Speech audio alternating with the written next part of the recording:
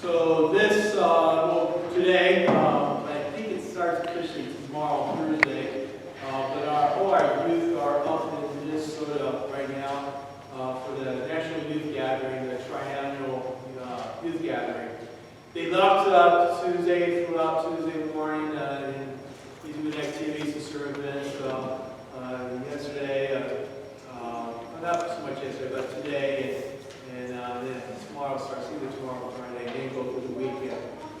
But youth gathering is a neat event. If you're not familiar with it, it's somewhere 20,000 plus youth are gathered up in Minnesota, and this does that every 3 years that the youth will above our LCMS churches come together for a big national gathering of topicals and worship and devotions and speakers and music and all kinds of stuff.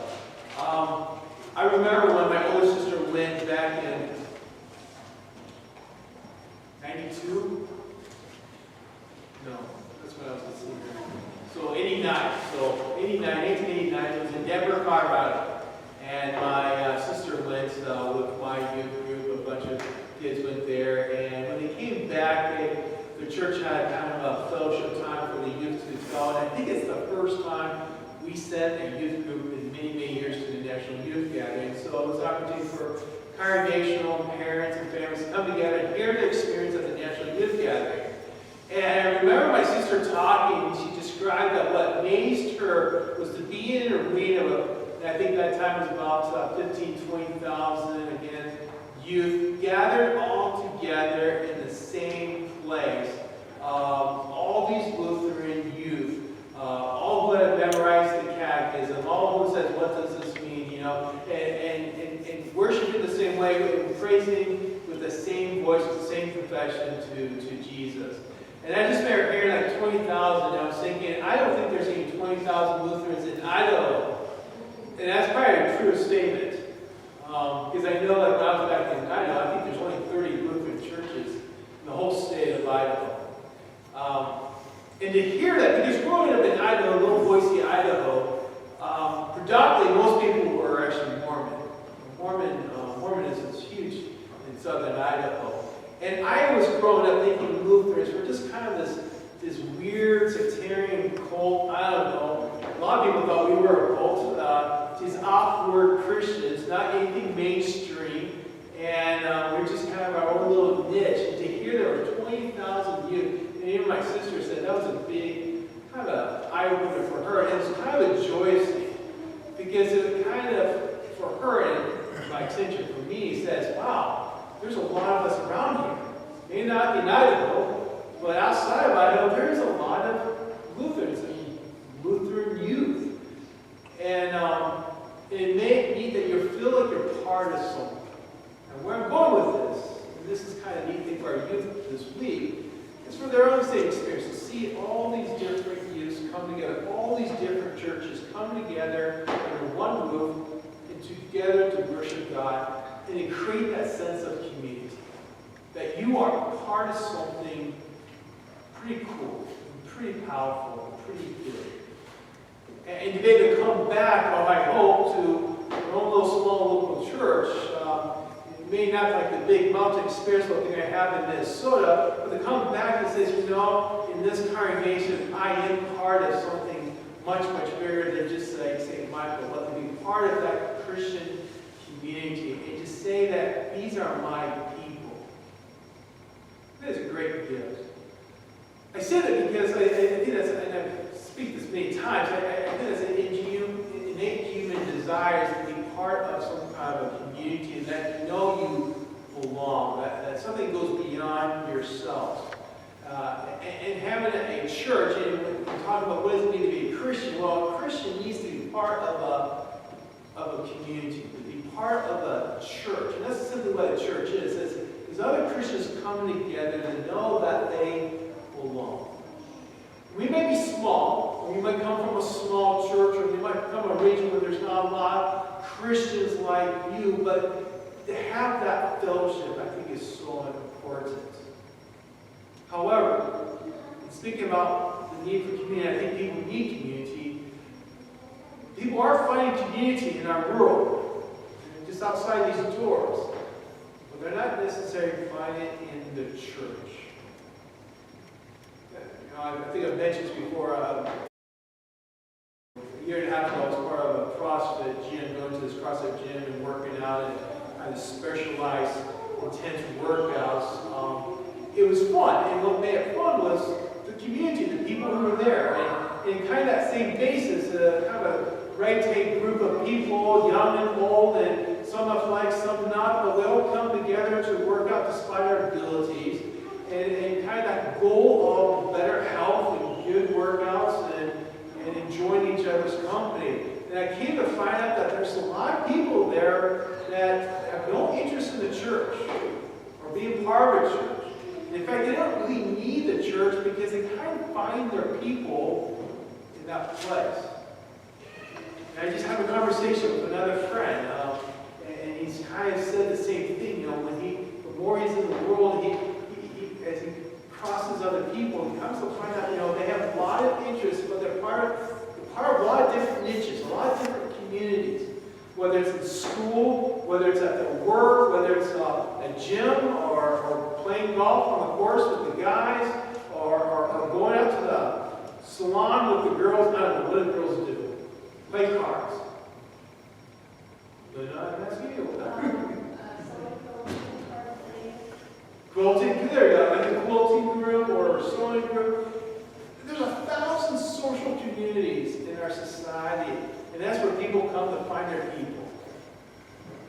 So when I talk about the church being a sense of community, which it definitely is, I mean, just when we start our worship outside the door place before we come in, there's a sense of community there. John tells me when church is ready to start. Like we all have our jobs and our positions and our skills and our talents and our responsibilities. And there's a family feeling there. But church is a lot more than just that family and community, although that's a big part of it. What we offer to the world is more than just a family. But our community is the fact that we come together truly to be in the presence of a living and loving God. And that's why I love about Galatians. And I'll start with this idea. I just want to read this from Galatians. Where you just heard, really the first couple of verses, he says a lot about our lives as Christians, but the first couple of verses, I think it makes a very good point of what our church is. It's more than just a community, but what does it do as a community? But again, Paul says, brothers, if someone's caught in a sin, you who are spiritual should restore him gently.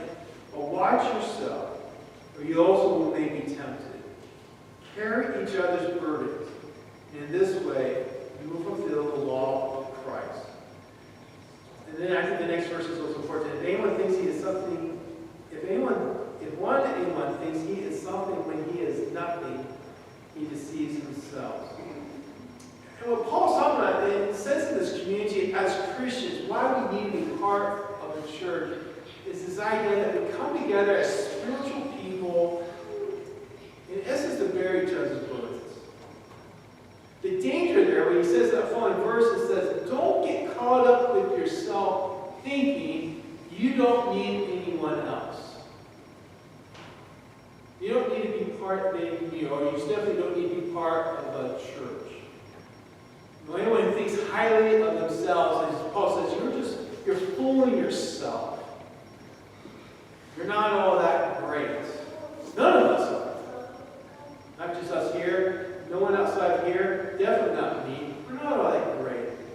But what makes us great is that we come together as spiritual people. And in our weakness, with our burdens, we come to bear and share that burden with each other. In this community, the reason we come together is so there's an opportunity for us to simply worship God and to give God glory. But with one voice that we worship and praise God, with one voice we pray to Him, with one voice we confess our faith to Him. This is what unites us. And in that same sense of that community, that it is Christ who comes to you with his very body and blood, and with his voice to feed you, with his word and with his sacraments. That we share that together, that the idea of communion, when we come up together, especially the way we do communion on Wednesday nights, that more of a table service, that we come together and receive together the body, and then together receive the blood. That's Christ come to us in this community. Then to go back to what Paul says, that in this community, in this church, we need to bear with each other. You know, it's kind of what I was saying last week in that sense of judgment, that when we judge, and what Scripture speaks against judgment is that when we are not willing to bear each other's burdens, that we stand afar, we stand off, and we point fingers and says, well, at least I'm not like you. At least I don't have your issues or your struggles or your problems. And you look at me, look at how I have my life together. And what's the safe argument? Everyone has their life together, although I think different. I don't even have my life together. I barely get my head above water sometimes. Sorry, I'm doing okay. But the fact is, we're all treading water sometimes. Well, what was the one? Oh, my point is, even if you have your life together, we're still called, as Paul says, a spiritual person. Come alongside the person who does it. More than that, not even to point their faults, but better yet, help carry their burdens. That, I think, is more of an impact of what the church can have on this world, of what we offer to the world through the gospel of the good news of Jesus. Because that's exactly what Jesus did for all of us.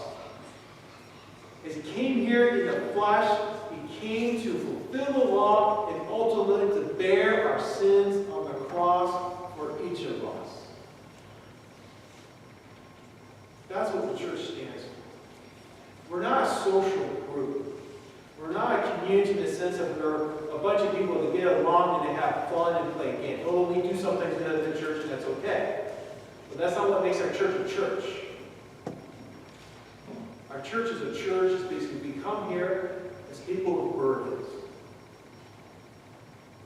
We come here to lay them before Christ, who puts them on his own shoulders and goes to the cross for them. I think it's a powerful witness of what a church is all about. Because when I think about the other communities out there, and a lot of communities talk about, hey, they're open to old people. Even my CrossFit gym, hey, it doesn't matter how strong you are, how weak you are, how athletic you are, how good looking you are, it will take you all in. But there's there's a veil separation where, yeah, you belong, but you really don't belong. Because ultimately, I have to pay a membership fee anyway. It's way too expensive, and I'm not going to pay that. It's just, it's a business. It's not my family. This isn't my group. These are not my people. It's a very superficial community. Because when I really have a burden, a really tragic sin in my life, I have no confidence with CrossFit or Lifetime or the quilters group, unless it's the church quilters group or the sewing group or the salon or the boys down at the bar at Cheers. I have no confidence that they're going to come alongside me and bear my burden. Only that in a Christian church, because that's what Christ is. That we are called to do that. Now, I know some churches are not perfect with that either. And that's what we need to repent and pray upon God to help us be a better body and representation of Christ.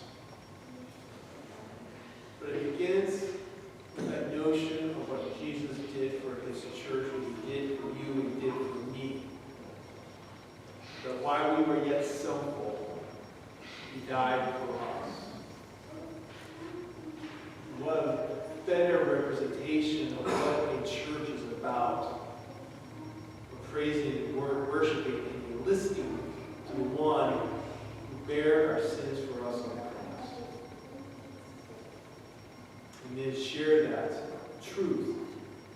each other.